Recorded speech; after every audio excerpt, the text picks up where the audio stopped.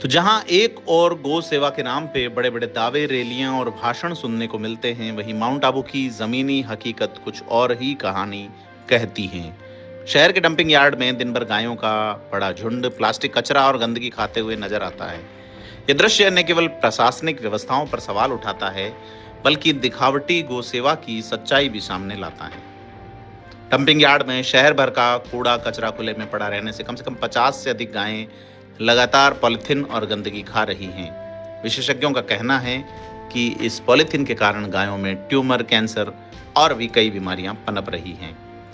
तो स्थानीय लोग ये कहते हैं कि गौ सेवा के नाम पर बड़ी बड़ी बातें करने वाले लोग और संगठन यहाँ नजर नहीं आते, जबकि वास्तविक जरूरत इन गायों की सुरक्षित जो है वो वातावरण और भोजन उपलब्ध कराने की है। यही नहीं, देर रात यहाँ भालू जैसे वन्य जीव भी आते हैं और कचरे में भोजन ढूंढते हैं, जिससे उनका जीवन भी संकट में पड़ रहा है। रोटरी इंटीग्रेटेड हाई स्कूल की प्रधानाध्यापिका और शिक्षकों से हमारी बात हुई और वो कह रहे हैं 5-6 सालों से वो डंपिंग यार्ड हटाने की मांग कर रहे हैं, लेकिन कोई कार्रवाई नहीं हो रही है।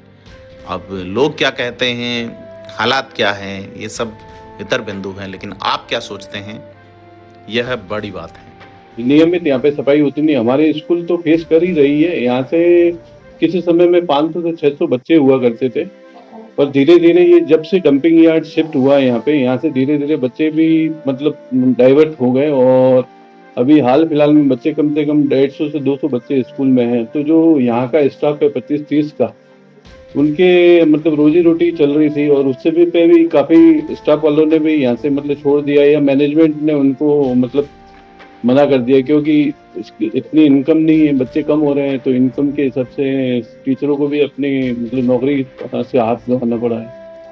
फिर बच्चे भी है तो बच्चे भी काफी डाइवर्ट हुए। 1-2 बच्चे तो ऐसे भी थे जो काफी बीमार हो गए थे और फिर यहाँ से पेरेंट्स ने यहाँ से शिफ्ट कर दिया उनको। और लगातार आपके टाइम में जो प्रयास हुए तो उसका परिणाम क्या रहा कुल मिला? परिणाम तो हमने जैसे मुख्यमंत्री को भी लिखा था, उनसे वहां से भी संपर्क पोर्टल पे भी दिया। यहाँ के जो पूर्व जो निवर्तमान चेयरमैन थे जीतू जी राणा, और उनकी जो सफाई समिति अध्यक्ष थे अमित मकवाना, वो भी आए थे। नारायण सिंह जी भाटी वगैरह पूरे इनके बोर्ड के जितने भी जो सदस्य है वो आए थे। उन्होंने बोला था कि अगर 7 दिन के अंदर हम यहाँ से इसको डंपिंग यार्ड को अन्यत्र में स्थापित करवाने की पूरी मतलब प्रयास करेंगे, पर उसके बाद में अगर नहीं होता है तो हम सामूहिक इस्तीफा देंगे।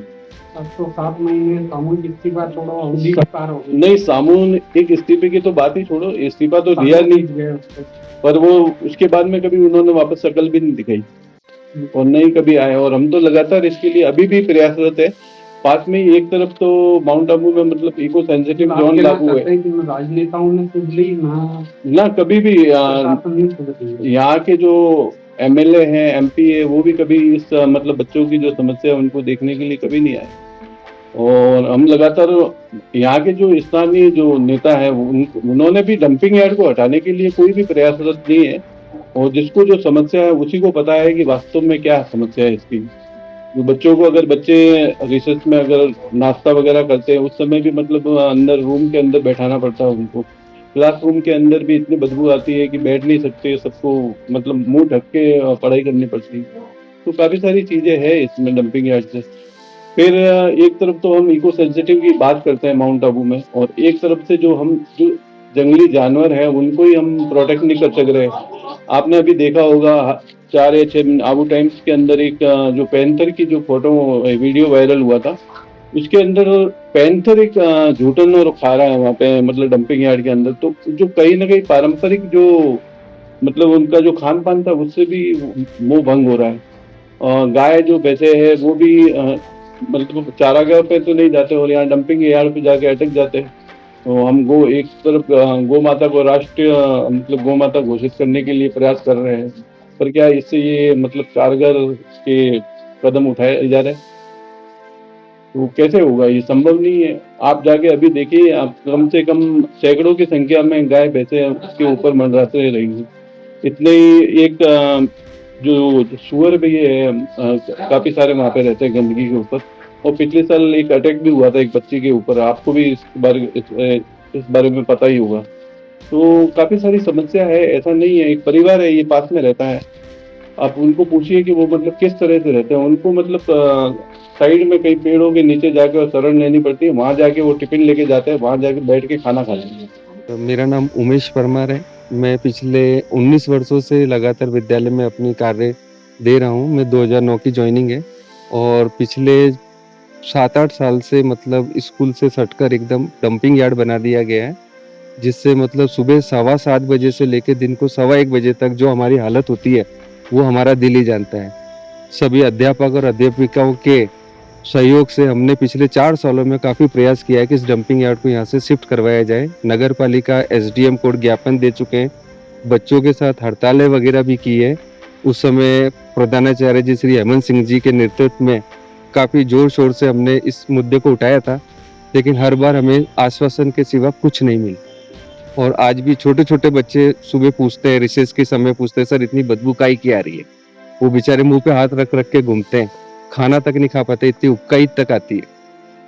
और हम खुद भी काफ़ी परेशान हैं, क्योंकि इतना लंबा समय विद्यालय में निकालना कोई हँसी मज़ाक नहीं है। इससे बच्चों के भी शारीरिक स्वास्थ्य पे बहुत गहरा असर पड़ रहा है। यहाँ तक कि टीचर भी काफ़ी परेशान हैं। हम लोग बहुत ज़्यादा त्रस्त है डंपिंग यार्ड के लिए। बच्चे, टीचर, यहाँ जो रहते हैं, जो सिक्योरिटी गार्ड हैं, वो भी काफ़ी परेशान है। स्कूल की स्ट्रेंथ भी इसी कारण से परेशान मतलब टूट रही है। और 2020 के बाद ये डंपिंग यार्ड आया कोरोना के बाद से। उसके बाद से निरंतर बच्चे और टीचर सभी को किसी को बीमारियाँ हो रही हो और किसी को कोई प्रॉब्लम हो रही है। हमारा अनुरोध आप सभी से यही है कि कृपया इस स्कूल के नज़दीक में डंपिंग यार्ड ना हो, कहीं और इसे शिफ्ट किया जाए। अभी तक क्या क्या प्रयास हुए? हम लोगों ने नगर पालिका में एप्लीकेशन दी है, एसडीएम ऑफिस में भी एप्लीकेशन दी है।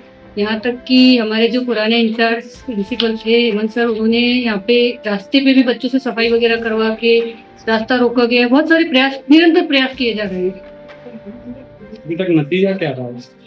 नतीजा सर कुछ भी नहीं हुआ। डंपिंग यार्ड जहाँ था वहीं का वहीं है। डंपिंग यार्ड बहुत रे गाय भैंसों, रात का दरवाजा नहीं खुले, दिन का भी एक बंद वो बंद, रिसो भालू गाय ऐसे फेंक दिए, कोई गार्ड तो नहीं, कोई न। इतनी हमारी हालत भाई सब खराब है। कैसे जीते हैं? कैसे जीवो? खूणा में पहनते हम रोटी खो ला बैठा पीछे, खूणा में बेन रोटी खा के बाहर निकलो तो हम वॉमिट कर दिया। इतरो इनो कोई सत्संग नहीं, खूब कीधु पण कोई नहीं है। म्यूनसिपालिटी वाला कोई करने दिया, कोई सेक्शन नहीं है। तो मतलब वो गैर मोड के बेटा किड जाएंगे स्कूल में, तो स्कूल में हम इतनी बदी करो पण गिदाए वापस खाना नहीं हमने खाई सकता, खाना नहीं खाई सकता। इतने भैया हमें तकलीफ है खूब। कोई जो शिक्षा करते हुए तो बहुत बहुत धन्यवाद है। हम तो बहुत थैंक, खाना पीना आराम है। नहीं हस्बैंड पूरे हमारी बीमार से इतना तकलीफ है, बहुत तकलीफ है। कोई म्यूनसिपालिटी में शिक्षा करा था, कोई ने बोला बैठा भी कोई नहीं कर सकता। इतना मोटा मोटा अफसर है भाई साहब, पण कोई शिक्षा नहीं है हमारी। बहुत बहुत अफसरों को बोला था आपने? सब बोला, सब बंद करवा भी आ जा, पण वापिस चालू। म्यूनसिपालिटी वाला नहीं मान, तभी खाली करके चली जा, खाली करके बाहर ना मैं ऐसे रोड मत खाली करके क्या कर, बस ऐसे गाय भैंसो, ऐसे रात का भालू चीता बाहर नहीं निकले सको भाई। बहुत जेल हो गई है बहुत। नमस्कार, मेरा नाम डॉक्टर प्रकाश मर्दराज है और मैं IUCN sloth bear expert member हूँ। मैंने अपना काम Mount Abu wildlife sanctuary से स्टार्ट किया था 2007 में, जो कि भारतीय वन जीव संस्थान से एक प्रोजेक्ट में कार्यरत था। वहाँ पर हम लोगों ने भालू के ऊपर बहुत सारे रिसर्च वहाँ पे किए और ये एक अच्छा आइसोलेटेड प्लेस है, जो कि राजस्थान का एक्सट्रीम एंड, अरावली का एक्सट्रीम एंड हो रहा है और वहाँ पे इसका पॉपुलेशन बहुत ही अच्छा है। लेकिन हम लोग के टाइम में 2 डंपिंग यार्ड थे, एक मिनी नक्की के पास और एक मार्केट के पास, जो डंपिंग यार्ड्स थे जो कि डिपेंड हो रहे थे। फॉरेस्ट डिपार्टमेंट और नगर पालिका ने उसको फिर सेग्रीगेट करके उसको बंद कर दिया था, जो कि बहुत सारे हर्बीवर और कार्निवर, बहुत लेपर्ड और स्लॉथ बेयर्स और वाइल्ड बोर, ये सब डिपेंड हो रहे थे और वहाँ पे कॉन्टैमिनेटेड डिजीजेस सारे बढ़ रहे थे।